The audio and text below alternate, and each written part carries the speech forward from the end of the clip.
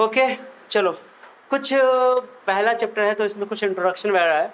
Unit के बारे में तो पिछले लेक्चर में हम लोग डिटेल से पढ़े थे ना कि क्या यूनिट क्या होता है। रेफरेंस स्टैंडर्ड याद है ना, एक स्टैंडर्ड मेजरमेंट होता है, उसको हम लोग यूनिट कहते हैं। ठीक है, अब यूनिट का सिस्टम भी पढ़े थे, याद है कौन कौन सिस्टम था? CGS, FPS, MKS, फिर SI। MKS का ही मॉडिफाइड फॉर्म है SI। SI ज़्यादा यूज होता है, CS ज़्यादा यूज होगा। ठीक है, उसका कन्वर्जन भी पढ़े थे। अब इसमें क्या है कि क्या किया गया है, बहुत सारे फंड, जैसे बेस क्वांटिटी मेरे पास 7 है, ओके, और 2 सप्लीमेंट्री क्वांटिटी है। सातों बेस क्वांटिटी का डेफिनेशन बनाया गया, तो उसमें से हम एक आज डिटेल से पढ़ेंगे इसको, ओके, और उसके बाद सारा चीज़ वो याद रखेंगे, टेंशन नहीं लेना। ये लेंथ की यूनिट कैसे बनाई गई, लेंथ की यूनिट, उसकी हिस्ट्री पढ़ेंगे, इतिहास पढ़ेंगे कि उसका तारीख क्या है। ओके, तो लेंथ की यानी लंबाई की हिस्ट्री कैसे बनेगी। स्टार्टिंग में पहले लोग लेंथ को मेजर करने के लिए, ओके, लेंथ को मेजर करने के लिए आदमी अपने हैंड का इस्तेमाल करते हैं। किसका इस्तेमाल करते थे? ऐसे देखो, एक दो, इसको हैंड बोलते हैं। ये बड़ी उंगली जो थंब है तुम्हारा, थंब से मिडिल फिंगर का जो डिस्टेंस होगा उसको हैंड बोलते हैं। हम लोग आम भाषा में क्या बोलते हैं? बिलत्ता। क्या बोलते हैं? अपने गांव घर के भाषा में क्या बोलते हैं? बिलत्ता। तो 1 बिलत्ता, 2 बित्ता, 3 बित्ता कर ऐसे मेजर कर देते। पहले के टाइम में ऐसे माने आदमी अपने शरीर के हिस्से का इस्तेमाल करता था लंबाई को, या इसको बोलते क्यूबिट। क्या बोलते हैं इसको? एल्बो के टिप से अब मिडिल फिंगर के टिप तक का जो डिस्टेंस को क्यूबिट बोलते हैं, 1 क्यूबिट। ओके, क्यूबिट बोलते हैं, याद ना। क्यूबिट में क्या होता है? एल्बो के टिप से, केहनी के टिप से मिडिल फिंगर के टिप तक जो डिस्टेंस होता है उसको बोलते हैं क्यूबिट। तो 1 क्यूबिट, 2 क्यूबिट। ओके, समझे तुमको? समझे? अब कोई पैर का भी पैर 1 कदम 2 कदम करके भी, है ना, ऐसे यूज करते थे। तो ये इसमें प्रॉब्लम क्या था बताओ तो? ये यूनिक नहीं था मेजरमेंट। अब कोई आदमी को, किसी आदमी माने एक आदमी गया इस मोहल्ले में उसको 1.5 हाथ कपड़ा बन जाता है, और कहीं गया बेचारा और एक और आदमी दिया कपड़ा उसको, और उसका आदमी का हाथ छोटा ही था और 1.5 हाथ उससे ले लिया, गया कपड़ा बनाने के लिए, उसको पता चला कि वहाँ बनाना था, उसको फुल पैंट बन गया समझा कि क्या बोल रहे हैं? क्योंकि डिफरेंट लोगों का हाथ का साइज अलग अलग होगा। ये मेजरमेंट यूनिक नहीं है। आज जो 1 मीटर का जो डंडा है हमारे पास, ओके, ये यूनिक है। पूरी दुनिया में 1 मीटर का डंडा उतने बड़ा होता है, जैसे 1 मीटर का डंडा इतना बड़ा ही होता है हर दुनिया में, तो दिक्कत नहीं है, ये यूनिक है। क्या है? ऊपर से ये डंडा खत्म भी हो जाएगा तब इतना बड़ा डंडा फिर से दोबारा बना सकते हैं, रिप्रोड्यूस कर सकते हैं। क्या समझे? तो ये समस्या आने लगी कि आदमी अपने पुराने जमाने में लिखा हुआ, in old times the human body parts were used for the measurement of the length. Length को मापने के लिए पहले के ज़माने में, प्राचीन काल में, लोग अपने शारीरिक शरीर के हिस्सों का, शरीर के अंगों का इस्तेमाल करते थे। समझे? और उसमें समस्या थी कि वो यूनिक मेजरमेंट नहीं होता था। ऊपर से समस्या थी कि वो सब झगड़ा हो जाता, मारपीट हो जाता। तो ये समस्या गया राजा के पास। किसके पास? राजा बोला कि आपके प्रजाओं में, आपके जो शासन, जहाँ आपका जगह शासन काल है, इस शासन काल में जो है आपके कार्य क्षेत्र में प्रॉब्लम आ गई है, समस्या आ गई है, ओके, कि मेजरमेंट में प्रॉब्लम हो रहा है। तो राजा का क्या, इस प्रकार सॉल्यूशन कैसे किया जाए? तो अपने जो उसके थे सलाहकार थे उससे बात किया उन्होंने।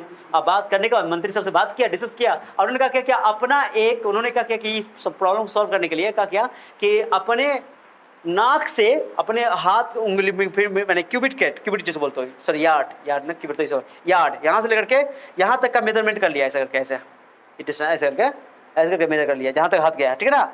समझो तुमको? इसको 1 यार्ड, इतना बड़का डंडा बनवा दिया, छड़ बनवा दिया मेटल का, ओके, इतना बड़का डंडा बना करके पूरे अपने प्रजाओं को बंटवा दिया। अब बोला कि इसी से आप लोग मेजर कीजिए, प्रॉब्लम आपका सॉल्व हो जाएगा। तो यूनिकनेस का थोड़ा सा प्रॉब्लम सॉल्व तो हुआ, यूनिकनेस का प्रॉब्लम सॉल्व हो गया, राजा दिमाग लगाया, यूनिकनेस का प्रॉब्लम सॉल्व हो गया। चलो अब टेंशन, ये झगड़ा नहीं होगा। लेकिन मान लो कि इन फ्यूचर, मान लो उसकी पीढ़ी आई, ओके, नया पीढ़ी आया, वो बेचारा सब मर गया, उसका डंडा सब सर गल के खत्म, फिर वही समस्या। अब रिप्रोड्यूसल तो है नहीं, अब राजा भी मर गया बेचारा कुछ समझ बोल रहे हैं हम? मानी वो दुनिया, अगर वो इंसान खत्म हो गया, मान लो भूकंप आ गया, तो और प्रॉब्लम होने वाला है, बाद में दिक्कत होगी। तो रिप्रोड्यूसिबल नहीं था वो मेजरमेंट का यूनिट जो है वो रिप्रोड्यूसिबल दोबारा बनाया नहीं जा सकता। ऐसी समस्या हमेशा से रही। तो लोग साइंटिस्ट आते गए, और साइंटिस्ट जानते हो, साइंटिस्ट तो बहुत दिमाग लगाता है, हर चीज़ में दिमाग लगाते हैं वो, तब तो साइंटिस्ट है वो। तो साइंटिस्ट आए, और साइंटिस्ट ने इस प्रॉब्लम को सॉल्व करने के लिए क्या कि ना हम ये लेंथ जो है ना, लेंथ की जो यूनिट बनाएंगे ना, ऐसा करेंगे कि जो मान लो कि लकड़ी है तो मान लो खत्म हो जाएगा, भूकंप आएगा सर गल जाएगा, कुछ हो जाएगा ना, बेकार हो जाएगा, तो उसको फिर दोबारा बनाना पड़ेगा, दिक्कत है। और उतना ही बड़ा बनाने कोई जरूरी है, गड़बड़ जाएगा। तो उन्होंने कहा कि क्या अर्थ तो रहेगी, क्या रहेगी, पृथ्वी रहेगी। पृथ्वी पर क्या उन्होंने नॉर्थ से साउथ पोल का डिस्टेंस मेजर कर लिया, वो मेजर करना है, तरीका है उसका, टेक्निक है। तो साइंटिस्ट ने नॉर्थ से साउथ पोल का डिस्टेंस, अर्थ पे जानते हो ना, अर्थ ये अर्थ का ग्लोब है, ऊपर नॉर्थ होता है, ऊपर साउथ होता है, यहाँ से देखा डिस्टेंस यहाँ ले लिया, और उस हिसाब से उन्होंने कुछ डिवीजन बनाए। उस डिवीजन में से एक डिवीजन को उन्होंने 1 मीटर बोला, ओके, और उसको रेफरेंस बना दिया। क्या बना दिया? अब बोला कि आप इतना बड़ा डंडा बना के बेच देगा। अब मान लो कि डंडा खत्म भी हो जाएगा, तो फिर दोबारा साइंटिस्ट अपना मेथड से फिर डंडा बना के दे देगा। क्या समझ रहे हो? तो थोड़ा सा रिप्रोड्यूसन का समस्या थोड़ा सा सॉल्व हुआ, मैंने थोड़ा सा रिप्रोड्यूसिबल हो गया। क्या अर्थ तो रहेगा ही रहेगा, लेकिन साइंटिस्ट तो और दिमागदार लोग हैं, साइंटिस्ट उससे भी आगे सोचते हैं, है ना, कि कभी ना कभी अर्थ तो खत्म होगी। अरे कभी ना कभी अर्थ तो खत्म होगी ना होगी, और दुनिया में लोग अर्थ पर ना रहेंगे, दूसरे प्लेनेट पे रहेंगे, ऐसा भी हो सकता है। हाँ, अरे समझ रहे हो ना कि कितनी बड़ी सोच है, कितनी गहराई तक सोच है। साइंटिस्ट कुछ हद तक प्रॉब्लम सॉल्व हो गया, थोड़ा सा पार्शियली, थोड़ा सा रिप्रोड्यूसिबल हो गया, दोबारा बनाया जा सकता था। कि अगर मिट्टी मैंने डंडा खत्म हो गया, दोबारा मेजर कर लेंगे, उसका बना लेंगे डिवीजन करके, ओके चलो। लेकिन ये प्रॉब्लम क्या, अगर अर्थ खत्म हो गया और लोग यहाँ ना रह करके आप कहाँ रहने लगे, दूसरे प्लेनेट पर रहने लगे, तो फिर वहाँ पे समस्या आएगी। क्या आएगी? कोई ऐसा चीज़ किया जाए जो कायनात में हमेशा रहे, जब तक रहे, जब इंसान रहे तो कायनात में रहे वो चीज़, तो उससे रेफरेंस बनाया जा सके, है ना। क्या कि अगर मान लो अर्थ पे लोग, मान लो कि यहाँ का अर्थ जब सामान सब कहीं मान जाएगा, तो वो स्टडी करेगा वो लेंथ कैसे था, कैसे क्या करता था, तो फिर तो बात दुनिया फिर से स्टार्ट हो जाएगी, कुछ तो उसको सहूलत हो, है ना। क्या समझे बात को? तो फिर क्या किया गया, क्या अब ये माने कंप्लीट अच्छा नहीं है, माने अर्थ का जो डिवीजन किया गया, नॉर्थ और साउथ पोल का जो डिस्टेंस का जो डिवीजन किया गया, उसको पार्ट किया गया, तो उसको जो रेफरेंस बनाया गया लेंथ का, यूनिट, लेंथ की यूनिट का, वो सही नहीं था, माने कंप्लीटली रिप्रोड्यूसिबल नहीं था, फुल्ली रिप्रोड्यूसिबल नहीं था। अर्थ खत्म हो जाता, प्रॉब्लम खराब, भाई प्रॉब्लम फिर से क्रिएट हो जाता। तो साइंटिस्ट उसके ऊपर जाकर सोचे, और उन्होंने क्या किया कि लाइट को रेफरेंस बनाया, लाइट के स्पीड को रेफरेंस बनाया। बहुत इंपॉर्टेंट बात बता रहा हूँ मैं तुमको, ठीक है। लाइट के स्पीड को लेंथ का रेफरेंस, लेंथ के यूनिट का रेफरेंस बनाया। अब तुमको पता है कि लाइट की स्पीड जो है, तुमको मैं बताता हूँ एग्जैक्टली, जो लाइट की स्पीड वैक्यूम में जो होती है, हम लोग पढ़े 3 लाख किलोमीटर पर सेकंड, पढ़े ना 10th क्लास से, 3 गुना 10 का पावर 8 मीटर पर सेकंड, है ना, 3 गुना 10 का पावर, वैसे वो होता है 299, 792 और 458। ये मोबाइल नंबर याद रख लेना, ये मोबाइल नंबर है 458, मुझे तो याद है दोस्त, हाँ ना, ठीक है, सही लिखा वो नंबर, मोबाइल नंबर ना, कोई बात नहीं, नंबर याद रखना, 299, 792, 458 मीटर पर सेकंड, एग्जैक्ट है ये, ठीक है। This is the exact speed of the light in vacuum. Vacuum में इतना स्पीड होता है, करीब करीब हम इन लोगों को 3 लाख बोल देते हैं, 3 लाख किलोमीटर बोल देते हैं। वैसे यह है 2,99,792,458 किलोमीटर। जब मुँह देख रही हो, 1,000 से भाग कर देंगे, अरे 1,000 से भाग कर देंगे, किलोमीटर कन्वर्ट हो जाएगा, तो 2,99,792.458 किलोमीटर हो जाएगा। और क्या टेंशन ले रही हो, ठीक है ना, हैं? अब बताओ कि इसका मीनिंग क्या हुआ कि एक इतना मीटर डिस्टेंस, इतना मीटर डिस्टेंस कितना सेकंड में, हमको तो लेंथ की यूनिट में बनाना है, इतना सेकंड में, कितना सेकंड में, 1 सेकंड में इतना मीटर चलेगा, 1 सेकंड में इतना मीटर चलेगा। तो बता 1 मीटर में यूनिट में लगाओ, यूनिट मेथड, 1/, इतना 799, 792, 458 सेकंड, इतना सेकंड में जो डिस्टेंस ट्रेवल होगा, 1 सेकंड में इतना डिस्टेंस ट्रेवल हो रहा है, ओके। तो उसका उल्टा ले लो, इतना सेकंड में, बहुत छोटा टाइम है ना, इतना छोटा टाइम में जो, इतना सेकंड में जो डिस्टेंस ट्रेवल होगा, उसको बोलेंगे 1 मीटर। क्या बोलेंगे? 1 मीटर यूनिट का लेंथ बनाया गया, और लाइट से आराम से डिस्टेंस ट्रेवल, कि लाइट तो हमेशा रहेगी, जब तक कायनात है तब तक लाइट रहेगी। मान लो पूरे कायनात खत्म हो जाए, ओके, कयामत आ गई, तो फिर इंसान रहेगा नहीं, तो फिर यूनिट की बात होगी। नहीं, मैं फिर भी तुमको चाहूंगा, कायनात नहीं रही फिर भी मैं तुमको चाहूंगा, ये कहाँ से आएगा? दुनिया में तो खत्म होना है ना कभी ना कभी, दुनिया को ना, तो उसके बाद तो लाइट की कोई चर्चा नहीं, है ना। क्या बात समझा रहे, क्या उसको मैं क्या बोल रहा हूँ? तो अगर कोई प्लेनेट जिंदा है तो लाइट तो रहेगी, क्या कि लाइट रहेगी तब तो एनर्जी मिलेगी, हाँ, तो इसलिए लाइट को रेफरेंस बनाया गया, और इतने सेकंड में जितना डिस्टेंस ट्रेवल होगा, इतने सेकंड में जितना डिस्टेंस ट्रेवल होगा, माने हम लोग इस डिस्टेंस स्पीड को क्या बोलते हैं? सी बोलते हैं। क्या बोलते हैं? तो सी मीटर, बोलो सी मीटर 1 सेकंड में। तो बताओ 1 मीटर कितना सेकंड में? 82 सेकंड में। तो इतना सेकंड में जितना टाइम, जितना डिस्टेंस ट्रेवल होगा लाइट के द्वारा वैक्यूम में, उसी को 1 मीटर कहा गया। अब आराम से डिस्टेंस, जब स्पीड निकाल सकते हैं, टाइम पता रहेगा, तो आराम से हम लोग डिस्टेंस भी मेजर कर सकते हैं। इसको रेफरेंस बनाएगा। अब इसका टेक्निक है कैसे निकाला जाता है। अब उसका क्या करेंगे, लाइट का लाइट ये 1 मीटर का डेफिनेशन हो गया। अब इतना बड़ा डंटा बनाएंगे, इतना बड़ा डंटा 1 मीटर होता है।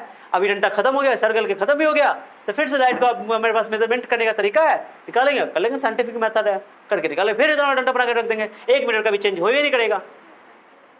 क्या समझ आ रहा है तुम्हें क्या बोल रहा हूँ? अरे समझ आ रहा है? समझ आ रहा है?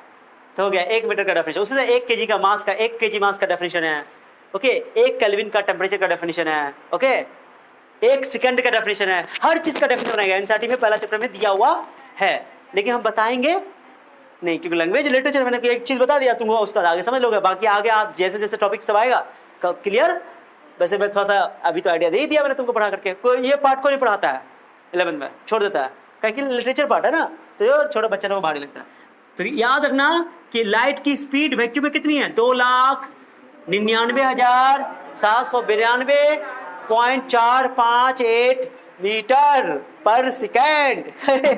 ठीक है, ये वैल्यू याद रखना। जैसे मोबाइल नंबर याद रखते हैं उसका, समझ रहे? किसका? उसका इस तरह याद रखो, 2,99,792.458 बोला 458 2,99,792.458। हाँ ना, 458 गुड को याद हो जाएगा, टेंशन रटना नहीं है, टेबल एग्जैक्ट है ये स्पीड। क्लियर हो गया? बुझे? इजी है कि नहीं है? इतना सेकंड में लाइट जितना डिस्टेंस ट्रेवल करता है उसी को बोला जाता है 1 metre. So this is the final definition of the 1 metre. The unit of length समझ आ गया, हिस्ट्री। अब इससे क्या होगा, समस्या की रिप्रोड्यूसर कंप्लीट हो गया। अब हम बार बार कितने बार ये डंटा खत्म हो जाएगा, रिप्रोड्यूस कर लेंगे, यूनिकनेस का भी प्रॉब्लम खत्म, यूनिकनेस रहेगा, रिप्रोड्यूस हो सकता है। क्या बात में आया? तो कुछ अब यहाँ मैं टॉपिक लिखूंगा कि गुड यूनिट की क्या प्रॉपर्टी होनी चाहिए। गुड यूनिट की पहली बात तो कि रिप्रोड्यूसिबल होना चाहिए। क्या होना चाहिए? रिप्रोड्यूसिबल होना चाहिए। क्या होना चाहिए? रिप्रोड्यूसिबल, होने द्वारा बनाया जा सके उतना ही बड़ा। उसके बाद एक्यूरेट होना चाहिए। क्या होना चाहिए? एक्यूरेट। झड़ रहा है तो झड़ रहा है, एक्यूरेट। डंटा लोहा का बनाएंगे तो झड़ेगा ना, ये लकड़ी का झड़ेगा, घिसेगा, समझ रहे हो? घटते घटते मान लो थोड़ा सा गल रहा है, घिसा रहा है। मेटल की बॉडी जल्दी घिसाती नहीं है जल्दी, मान लो तो मान लो कुछ ऐसा मेटल बॉडी बनाएगा जो घिसाए नहीं, तो उसमें क्या होगा? एरर कम आएगा। क्या आएगा? एरर कम आएगा तो बड़ा मजा आएगा, एक्यूरेसी होगी, एक्यूरेट मेजरमेंट होगा ना। तो एक्यूरेसी होनी चाहिए, रिप्रोड्यूसिबल होना चाहिए। क्या होना चाहिए बोलो? हाँ, और टाइम के साथ चेंज नहीं होना चाहिए भाई। एक्यूरेसी टाइम के साथ चेंज, अभी इतना बड़का 2-5 साल बाद देखेगा, अरे तो छुटका हो गया। घिसाता ना जी कोई चीज़ है ना, तो टाइम कभी कभी मेटल की बॉडी होती है तो टेम्परेचर के साथ थोड़ा गलता भी है, अगर सुनते भी हो, फ्लो करता है, फ्लो की प्रॉपर्टी कभी कभी आ जाती है ना, तो थर्मल कंडक्टिविटी वाली बात हो जाती है। ओके, तो उसकी वजह से प्रॉब्लम टाइम के साथ चेंज ऐसी यूनिट होनी चाहिए कि वो टाइम के साथ चेंज नहीं होनी चाहिए, इनवेरिएंट होना चाहिए। क्या बोलते हैं इसको? इनवेरिएंट होना चाहिए, रिप्रोड्यूसिबल होना चाहिए, एक्यूरेट होना चाहिए। क्या पॉइंट बताया तो? और उसका ईजिली अवेलेबल होना चाहिए, आसानी से मिल भी जाए, इतना महंगा ना हो, इतना दूर से आ रहा है भाई, बन रहा है वहाँ, कहीं पहुँच रहा है, हर जगह पहुँचना चाहिए ना। तो ईजिली अवेलेबल गुड यूनिट की प्रॉपर्टी है, easily available, invariant, reproducible, accurate होना चाहिए। 4 प्रॉपर्टी है, याद हो गया? अच्छे यूनिट की क्या गुण है तो बोलोगे एक्यूरेट होना चाहिए, रिप्रोड्यूसिबल द्वारा बनाया जा सके। ओके, एक्यूरेट होना चाहिए, रिप्रोड्यूसिबल होना चाहिए, और इजिली अवेलेबल होना चाहिए, आसानी से मिल भी जाए, और इनवेरिएंट चेंज नहीं करना चाहिए, समय के साथ चेंज नहीं होना चाहिए, जितना बड़ा है उतना बड़ा। ओके, सो दीज आर 4, और भी प्रॉपर्टी हो सकती है 4। एक होता है हाँ एसआई सिस्टम की कुछ प्रॉपर्टी है, एसआई यूनिट की। तो यूनिट की प्रॉपर्टी हो गई, मैं लिख देता हूँ, सबको लिखूँ क्या? इसको तुमने लिख लिया है, इसको लिख लिया है? चलो मैं इसको मिटाता हूँ, पहले वीडियो पॉज करता हूँ। ओके, पहले इसको नोट कर लो, मिला लो, कुछ मैच करने वाली बात है तो हो गया। चलो देखो, पहले वो बात में जाएंगे, वो तुम लोग के लिए एक्स्ट्रा लावा दुआ है, मैंने कहा बोल सकते हो, एक एक्स्ट्रा पोज है तुम लोग के लिए। चलो पहले देख लो, गुड यूनिट की प्रॉपर्टी समझ आ गई, इनवेरिएंट, टाइम के साथ चेंज नहीं होना चाहिए, रिप्रोड्यूसिबल द्वारा बनाया जा सके, एक्यूरेट, पक्का पक्की एरर ना हो, इसलिए बोलो आसानी से मिल जाए, ये गुड यूनिट की प्रॉपर्टी है। अब एसआई यूनिट की क्या प्रॉपर्टी है? एसआई यूनिट के लिए बहुत इंपॉर्टेंट टर्म बता रहा हूँ। एक है मेट्रिक सिस्टम। एसआई यूनिट जो भी होगा मेट्रिक सिस्टम को फॉलो करेगा। मेट्रिक सिस्टम कहता है 10 के पावर में काम करेगा। मेट्रिक सिस्टम किसको बोलते हैं? जैसे एसआई प्रीफिक्स पर है 10 का power 2 3 6 9, okay. Deka hecto kilo mega giga ऐसा पढ़े ना। 10 के पावर में जो डील करता है ना उस सिस्टम को बोलते हैं मेट्रिक सिस्टम। क्या बोलते हैं? जो एसआई यूनिट होगा ना वो मेट्रिक सिस्टम के हिसाब से या मेट्रिक सिस्टम को फॉलो करेगा। बात खत्म। किसको फॉलो करेगा? तो याद ना ये 10 के पावर में, याद ना पावर ऑफ 10 के पावर में। बात समझा? यहाँ लिख दिया मैंने, सॉरी। 10 के पावर में जो डील करेगा उसको बोलते हैं मेट्रिक सिस्टम। तो जो एसआई यूनिट होगा वो 10 के पावर में डील करेगा। जैसे एसआई प्रीफिक्स मैंने पिछले लेक्चर में पढ़ाया, ओके। याद नहीं है? डेजी को सेंटी मिली तो माई को बोली नहीं पीनी पड़ी, चल हट हट हट हट। कोहेरेंट सिस्टम क्या चीज? कोहेरेंट से पहले रेशनल समझाता हूँ। रेशनल क्या होता है पहले सुनो। रेशनल का एग्जांपल देखो। एनर्जी के लिए हम लोग जानते हैं, तुम लोग पता होगा कि हम लोग एनर्जी के लिए, जैसे एनर्जी के लिए कई सारा यूनिट इस्तेमाल करते हैं। जैसे हम लोग जूल भी इस्तेमाल करते हैं, ओके। हम लोग कैलोरी भी इस्तेमाल करते हैं। नाम सुने कैलोरी का? कैलोरी भी इस्तेमाल करते हैं। शायद 1 कैलोरी बराबर शायद 4.2 जूल होता है, शायद, कंफर्म नहीं है, हाँ ये इतना ही होता है, याद है मुझे 4.2 जूल होता है, शायद नहीं, परफेक्ट यही, ओके। जूल छोटी यूनिट होती है, कैलोरी बड़ी यूनिट होती है, कैलोरी बोलते हैं। तो देखो हम लोग जो अपना न्यूट्रिशन वगैरह में हम लोग यूज़ करते हैं कैलोरी बोलते हैं, इतना कैलोरी बर्न किया, इतना कैलोरी बर्न किया। तो एनर्जी की कैलोरी भी यूनिट होती है। और हम लोग ये तो हमारा जो फिजिक्स वगैरह में जूल इस्तेमाल हो जाता है, जैसे पोटेंशियल एनर्जी, काइनेटिक एनर्जी, और कैलोरी हो गया हम लोग हीट एनर्जी सब के लिए इस्तेमाल करते हैं, ओके। समझा? तो कैलोरी बोल देते हैं, समझा बात को। फिर हम लोग इलेक्ट्रिकल एनर्जी की बात करते हैं तो वहाँ पे किलोवाट आवर बोलते हैं, किलोवाट आवर बोलते हैं। तो डिफरेंट यूनिट इस्तेमाल हो रहा है डिफरेंट यूनिट एनर्जी के लिए, जबकि सब एक ही फिजिकल क्वांटिटी है, सब एक ही फिजिकल क्वांटिटी है, एनर्जी ही है, वर्क डन ही है। तो फिर अलग अलग यूनिट नहीं इस्तेमाल करना। तो ऐसा सिस्टम कहता है कि नहीं हम ज़्यादा खिचड़ी नहीं पकाएंगे, सब के लिए एक ही यूनिट इस्तेमाल करेंगे। इसको बोलते हैं कि रेशनल, हम रेशनल रहेंगे। क्या रहेंगे? एक तरफ रहेंगे साहब, हम सब तरफ न रहने वाले। रेशनल है हम इंसान, रेशनल इंसान है। तुम्हारी तरफ कुछ है ना, थोड़ा सा उधर थोड़ा सा उधर थोड़ा सा उधर, ऐसा ना। इरेशनल नहीं होना है, क्या होना है? रेशनल होना है। एक तरफा भाई, हम अपना एक तरफ काम करेंगे, एक आदमी को फॉलो करेंगे, इंसान सर को, और किसी को नहीं, ठीक है ना। रेशनल होना है, क्या होना है? इसलिए तो ऐसा यूनिट को कहा होना पड़ता है रेशनल। कोहेरेंट कहते हैं कि कोई ड्राइव यूनिट है। जैसे मान लो तुम जानते हो फोर्स का यूनिट क्या होता है, तो मीटर यूनिट न्यूटन क्यों दे दिया गया? वैसे सुनो अच्छा से, क्या होता है? फोर्स माँ होती है, माँ का बोलो किलोग्राम मीटर पर सेकंड स्क्वायर होता है कि नहीं होता है यूनिट। अब फोर्स की यूनिट तो किलोग्राम मीटर पर सेकंड स्क्वायर होनी चाहिए। अब इसको बोला कि इतना टर्म डिराइव करने के लिए इतना टर्म लंबा लिखने से अच्छा है कि सिंपल कोई टर्म दे दो। तो इसको न्यूटन बोल दिया, क्योंकि न्यूटन बाबा दिए थे, न्यूटन समान दे दिया। तो न्यूटन सिंगल लेटर इस्तेमाल हो गया, हुआ कितना आसान हुआ, छोटा हो गया।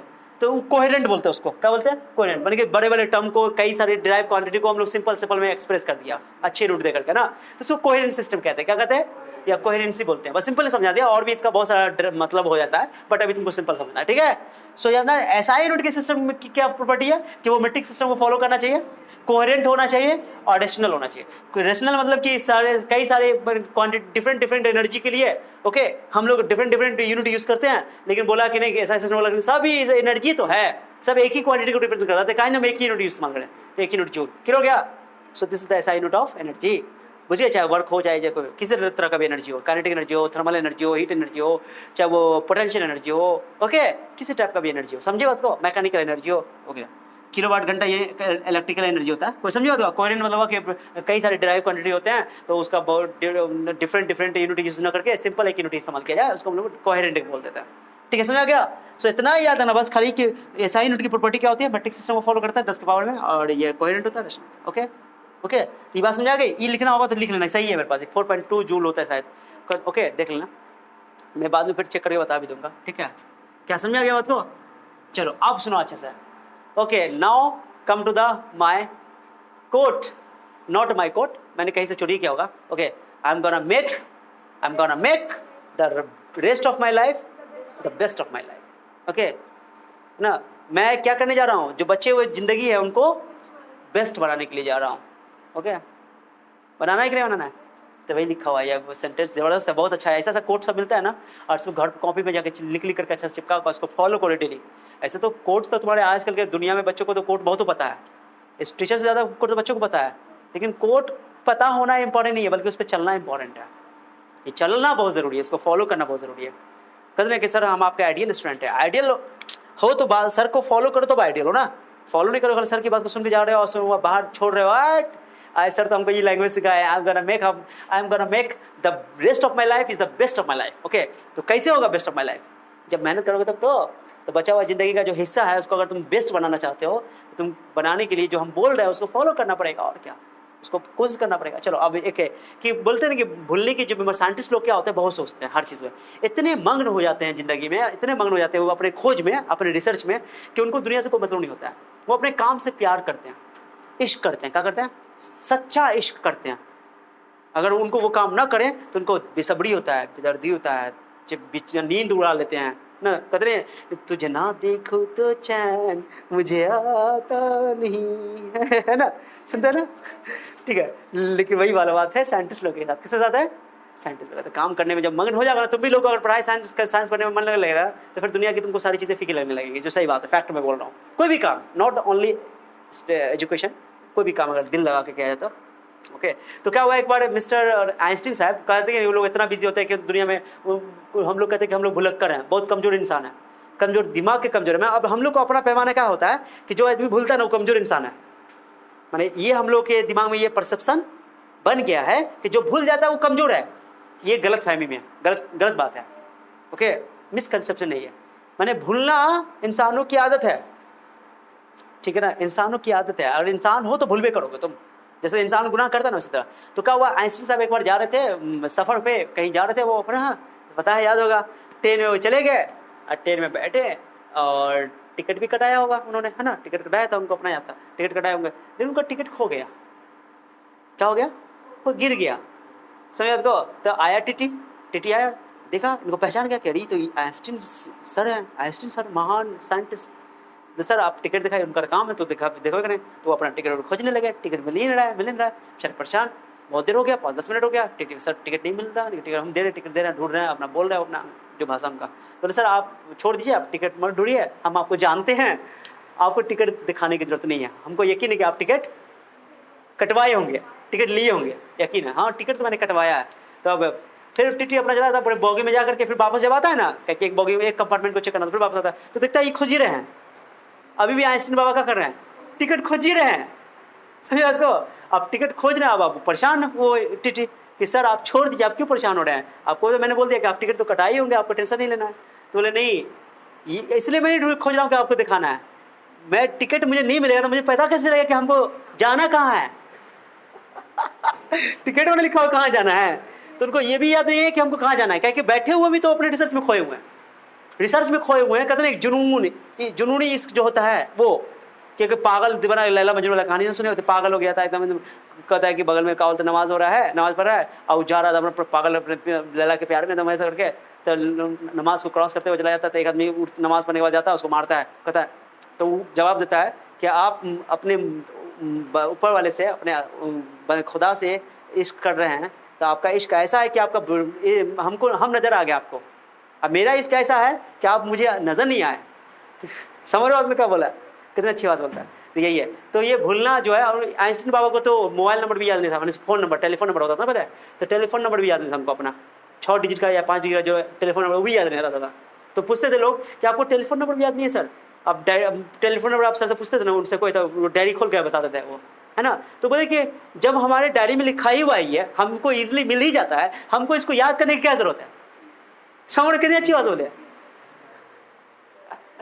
तो मेरा काम जब आसानी से हो रहा है तो हम क्यों इसको याद करें। हम अपने काम में इतना काम में बिजी होते थे ना, वो अपने काम को इतना तसद्दुद के साथ करते थे, इतने दिल लगा के करते थे, जुनून के साथ, कि वो लोग तब तो अपना नाम कमा कर गए हैं, तब तो दुनिया, जब तक दुनिया रहेगी तब तक उन लोगों को याद किया जाएगा, और सब उसका, सारे धर्म के लोग, मानने वाले लोग, उन लोग का रिस्पेक्ट करेंगे सब, कि काम करके लोग। ओके, सो मुझे लगता है कि ये जो कोट है, कहीं तुम लोग के ज़िंदगी में थोड़ा सा फ़र्क डाल सके, तो मैं अपने आप को लकी समझूंगा, खुशकिस्मत समझूंगा, ठीक है। सो रहने दे आज के लिए, इसको रहने दो, ये हो गया अपना क्लास। नेक्स्ट लेक्चर में हम लोग अब, और अच्छी बात है, नेक्स्ट लेक्चर में जानते हो यूनिट खत्म हो गया अपना, सारी चीज़ हो गया, अब हम लोग का चैप्टर स्टार्ट होगा डायमेंशन।